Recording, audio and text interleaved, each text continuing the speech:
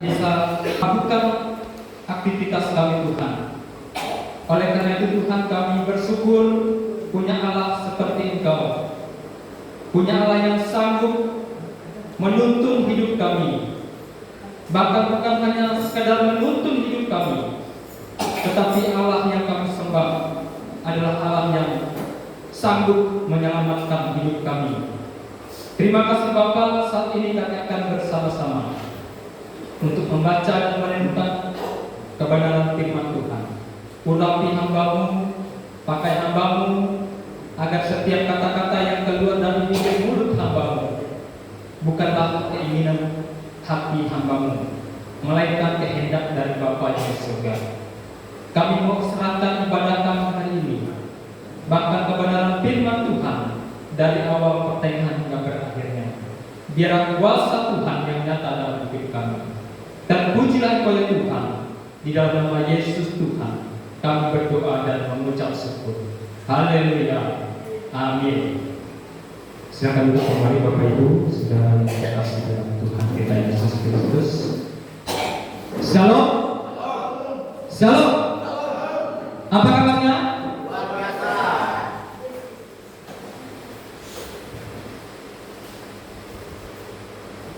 Banyak orang kaya di luar, punya mobil, punya usaha, bahkan punya rumah yang mewah. Bukan hanya satu, tetapi banyak.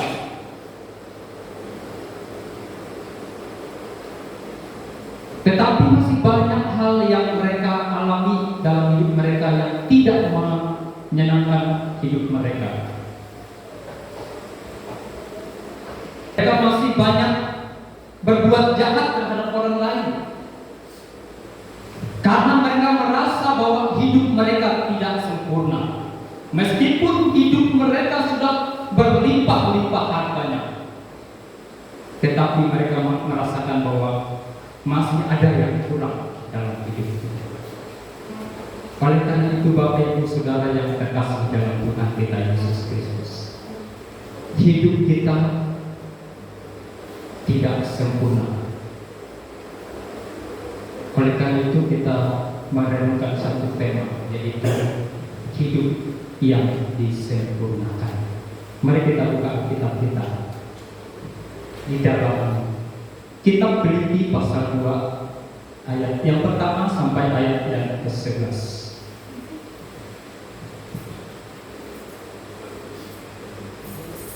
Kitab Filipi pasal 2 ayat yang pertama sampai ayat yang ke-11. Kita akan baca ayat yang ke-2 secara bersama-sama. Kita baca ayat yang kedua secara bersama-sama. Ayat yang lainnya tidak perlu kita baca. Kita hanya baca satu ayat saja. Tapi renungan kita pada hari ini satu perikop. Kalau sudah dapat katakan amin.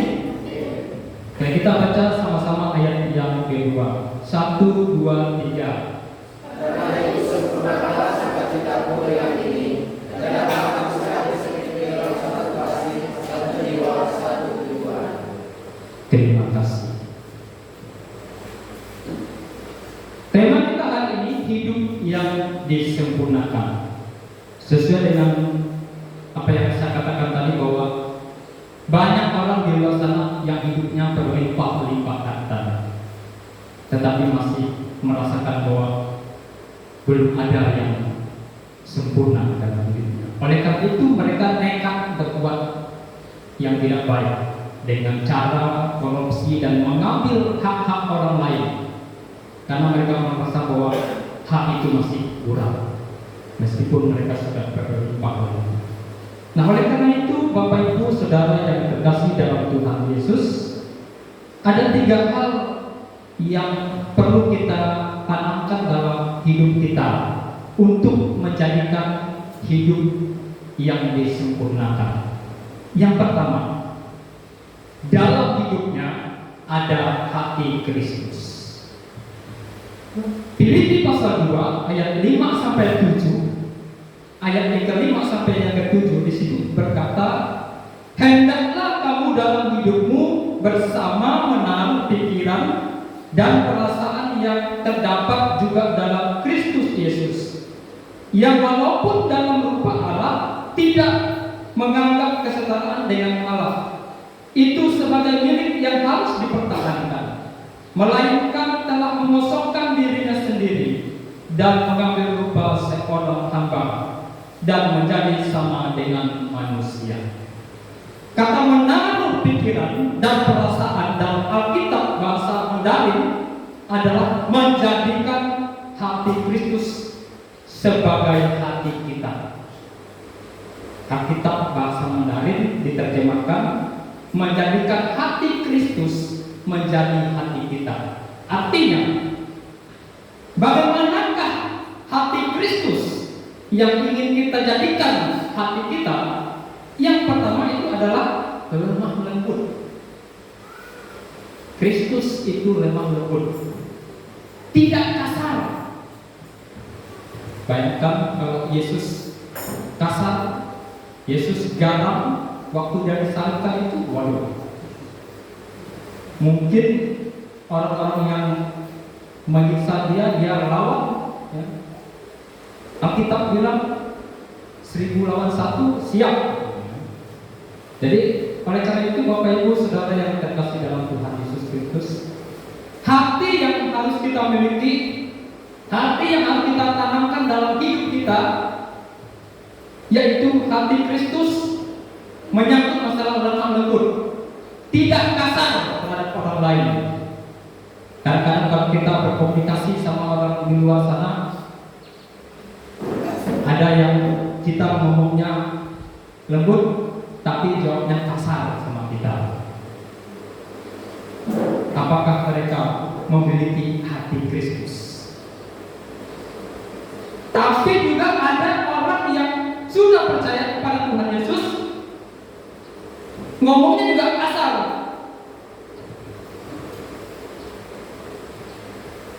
Ngomongnya juga kasar.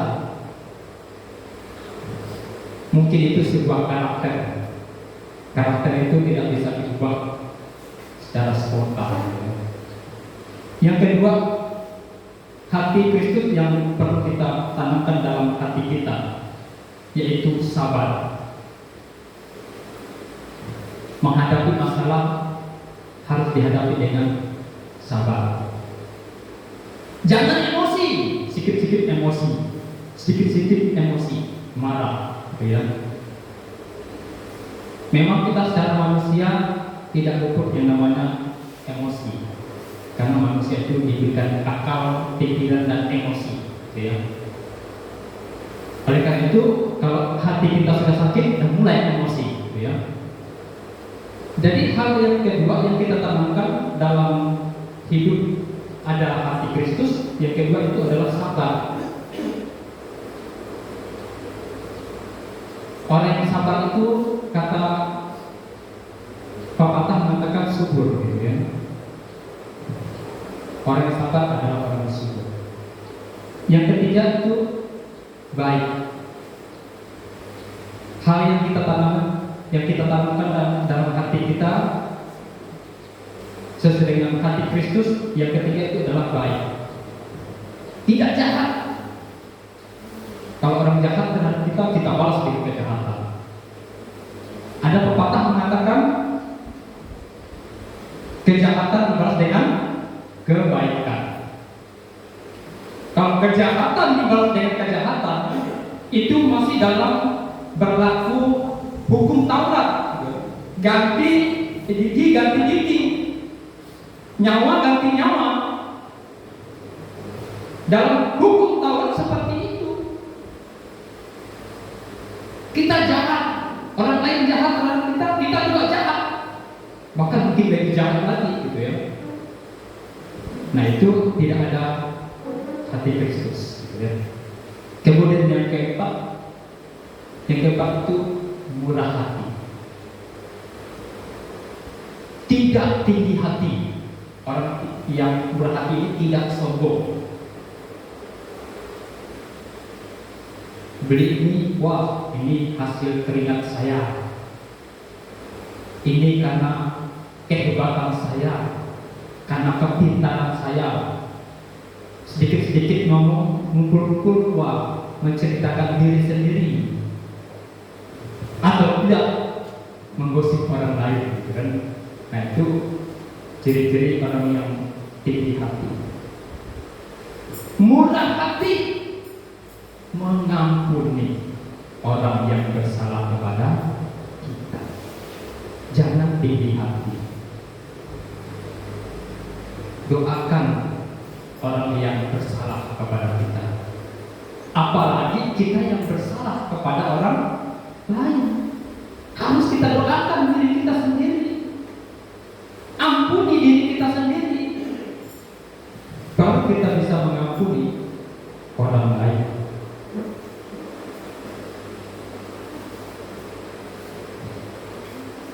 Hidup yang disempurnakan adalah dalam hidupnya ada hati Kristus, dan yang kedua, dalam hidupnya ada kasih Kristus. Hati dan kasih itu adalah dua hal yang berbeda. Kalau hatinya baik, maka kasihnya juga baik. Ketika kita percaya kepada Tuhan, kita mengalami keselamatan yang dianugerahkan oleh Tuhan. Kita bukan lagi orang yang akan dihukum karena dosa kita, melainkan Yesus yang mati di kayu salib karena kasihnya kepada kita yang begitu besar. Kalau bukan karena kasih Kristus, maka kita tidak bisa ada di tempat ini. Kita tidak bisa bersorak-sorai. Kita tidak bisa menyembah Tuhan. Justru karena kasihnya lah kita ada di tempat ini. Kita bisa saling mengatakan salam. Itu bukti kasih Tuhan. Tuhan Yesus mengasihi kita lebih dari yang kita pikirkan. Kita maunya seperti ini, tapi Tuhan Yesus mengasihi kita lebih dari yang itu. Bagaimanakah kasih kita terhadap orang lain? Yesus sudah membuktikan kasihnya kepada dunia. Dia rela mati di atas kayu salib untuk membuktikan kasihnya yang sempurna dalam hidup kita. Tetapi bagaimana kasih kita terhadap orang lain, terhadap sesama kita? Bagaimana kasih kita terhadap keluarga kita? Bagaimana kasih kita terhadap jemaat kita? Itu harus kita lakukan. Harus kita buktikan kasih itu. Saya suka hari Minggu itu selalu ada perjamuan kasih. Setiap minggu ada perjamuan kasih dalam bentuk snack, kata Omjai. Kemudian di akhir bulan ada perjamuan kasih, makan-makan, bawa lauk dari rumah masing-masing. Ada yang bawa anjing, dagingnya maksudnya yang sudah dimasak. Ada juga yang bawa kangkung dan macam-macam menunya. Jadi beragam menu-menu yang dikumpulkan dari rumah ke rumah, dibawa di gereja, jadi banyak. Malah bisa dibawa pulang lagi, kayak roti Yesus kasih makan 5.000 orang. Masih banyak sisanya. Sampai bagi-bagi lagi. Jadi tukar menu, gitu ya. Yang tadi kurang selera makan, jadi tambah seleranya. Makan dari rumah satu piring bisa 2 piring. Apalagi makannya berkelompok-kelompok, kayak betul-betul kayak Yesus kasih makan 5.000 orang, gitu kan? Betul-betul berkelompok-kelompok. Ada perjamuan kasih yang kita lakukan dalam hidup kita, dalam jemaat kita, harus kita terapkan.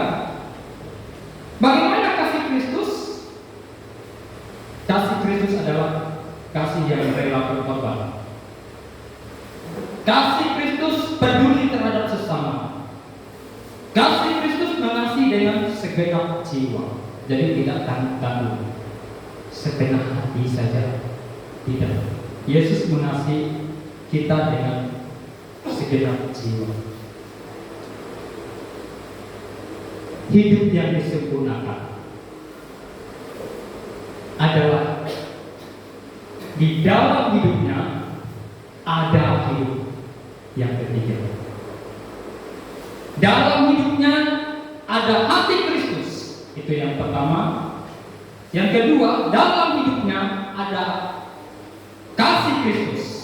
Dan yang ketiga adalah dalam hidupnya ada hidup Kristus. Filipi pasal 1 ayat 2 di dalam nas pembimbing kita yang berbunyi tadi, hidup adalah Kristus, tetapi mati adalah keuntungan. Rasul Paulus menekankan dalam sebuah pengajarannya, hidup adalah Kristus, mati adalah keuntungan. Jadi yang pertarungan itu adalah antara hidup dan mati. Kalau mati itu sebuah keuntungan. Kenapa sebuah keuntungan? Karena kita sudah melakukan hati Kristus dalam hidup kita. Kita sudah melakukan kasih Kristus dalam hidup kita. Dan kita juga sudah menemukan hidup Kristus dalam hidup kita. Jadi kalau kita dipanggil hari ini, itu tidak sia-sia. Rasul Paulus berkata itu sebuah keuntungan, bukan kerugian.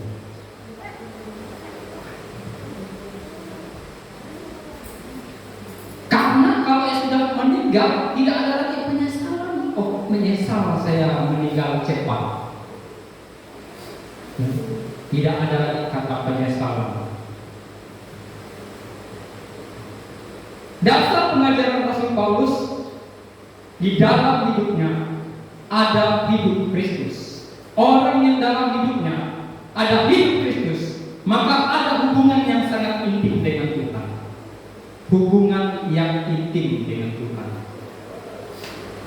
Intim artinya spesial. Ada hubungan yang sangat spesial, hubungan yang sangat istimewa dengan Tuhan, dengan Kristus.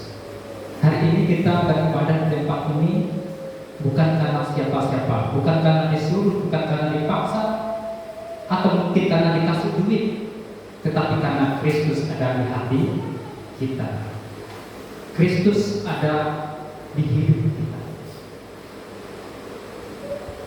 Coba pikir berapa duit yang kita tinggalkan hari ini. Tidak sedikit. Gaji satu hari misalnya 100.000, yang nyemprot 150, bagi 2, setengah hari ini kita potong waktu untuk ibadah, setengah hari jadi 75.000 yang hilang. Tapi percayalah bahwa yang 75.000 itu Tuhan akan tambahkan kepada kita kalau kita mencari kerajaan surga terlebih dahulu. Carilah dahulu kerajaan surga. Orang yang memiliki hubungan intim dengan Kristus, dalam hidupnya terpancar hidup Kristus. Hidup yang kita jalani sekarang bukan hidup kita lagi, melainkan Kristus, karena Kristus sudah tinggal dalam hidup kita. Ada sebuah lagu lama yang berbunyi demikian, hidupku bukannya aku lagi, tapi Yesus dalamku. Lagu itu sangat terkenal, bahkan mudah dihafal oleh banyak orang Kristen, bahkan di luar Kristen hafal lagu itu, sampai anak-anak sekolah minggu. Ada juga lagu yang berjudul Bagaikan Bencana Siap Dibentuk.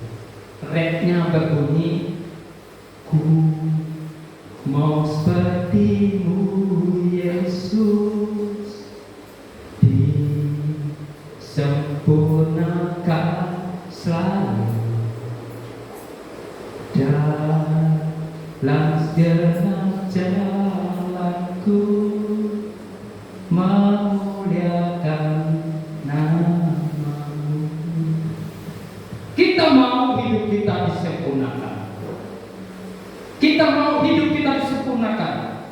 Oleh karena itu, kalau kita ingin hidup kita disempurnakan, dalam hidup kita ada hati Kristus. Dalam hidup kita ada kasih Kristus. Dalam hidup kita ada hidup Kristus. Tetapi ada seorang bapak yang sudah menjadi Kristen keturunan, suka dengan istilah-istilah rohani. Dia suka mengaitkan kehidupan sehari-harinya dengan istilah-istilah rohani. Kata-kata yang sering dia ucapkan setiap hari itu tidak luput dari mulutnya itu adalah haleluya. Yang kedua, puji Tuhan. Yang ketiga, amin. Sampailah kepada ternaknya. Kebetulan dia punya kuda peliharaan yang sudah dia pelihara sejak kecil, diajari dengan istilah-istilah rohani tersebut. Dia ajari kuda itu dengan kata haleluya. Kudanya mengerti. Kalau dia bilang haleluya, maka kudanya mulai berjalan. Ya, berjalan agak cepat. Kalau dia bilang haleluya 2 kali, maka kuda itu akan semakin cepat. Kalau dia bilang 3 kali, kuda itu akan berlari semakin kencang. Dan kalau berkali-kali, maka kuda itu akan susah lagi dikendalikan. Dia atur kuda itu, dia ajarkan kuda itu seperti itu. Lalu ketika dia mengatakan puji Tuhan, maka kuda itu akan pelan-pelan lari, mulai mengurangi kecepatannya, kayak direm gitu kan. Lalu bagaimana dia suruh kuda itu berhenti? Dia harus bilang amin. Suatu saat ketika bapak ini sedang bepergian ke tempat yang sangat jauh, dia sudah mempersiapkan segala sesuatunya. Dia naik kuda dan berkata haleluya. Kuda berjalan mulai kencang, kan? Di perempatan jalan ketemu dengan kendaraan terkejut, gitu kan? Haleluya, katanya. Kuda makin kencang, kan? Ketemu lagi dengan orang di tengah jalan, terkejut karena orang ini termasuk latah rohani, gitu, yang suka ngomong yang macam-macam, gitu kan? Akhirnya dia tidak sadar kalau dia menyebutkan kata haleluya itu berkali-kali, sehingga kuda itu dengan cepat berlari sampai masuk ke tengah hutan. Dia sudah kepanikan dan sudah keluar keringat dingin dalam dirinya, sehingga dia susah mengendalikan kuda ini. Lalu dia menghela napasnya, puji Tuhan. Ketika dia berhenti, sudah berada di tepi jurang. Dia mengelus dadanya, puji Tuhan. Lalu ketika dia bilang puji Tuhan, lalu dia beratah lagi mulutnya dan haleluya. Langsung kuda itu terjun ke jurang. Dia tahu bagaimana nasibnya, karena saking melatahnya tadi. Kita boleh menjadi orang yang rohani, tapi jangan sok rohani. Karena kalau kita sok rohani, bisa mengakibatkan celaka dalam hidup kita. Karena orang yang rohani itu adalah orang yang tinggi hati. Tadi tema kita berbunyi hidup yang disempurnakan. Kalau kita ingin hidup kita disempurnakan, dalam hidup kita harus ada hati Kristus. Dalam hidup kita harus ada kasih Kristus. Dan yang ketiga adalah dalam hidup kita ada hidup Kristus yang terpancar dalam hidup kita setiap waktu. Kata-kata kita, perbuatan kita, pemikiran kita ada dalam hidup Kristus. Kiranya Tuhan memberkati kita. Mari kita bersatu dalam doa. Terima kasih Tuhan Yesus. Kami bersyukur atas kebenaran firman Tuhan yang kami renungkan pada siang hari ini. Suara hamba-Mu sudah berhenti, tetapi kami yakin dan percaya Tuhan akan memberkati kami semua agar kebenaran firman Tuhan ini sungguh menjadi berkat dalam hidup kami. Dan sebentar kami akan memberikan persembahan syukur kami sebagai ucapan terima kasih kami kepada Tuhan yang telah memberkati setiap usaha dan pekerjaan kami. Pakai anak-Mu yang melayani pada hari ini dengan menjalankan kantong persembahan, biarlah dia belajar untuk melayani Tuhan dan diberkati oleh Tuhan. Terima kasih Bapa, kami serahkan waktu ini di dalam nama Tuhan Yesus kami berdoa. Haleluya. Amin.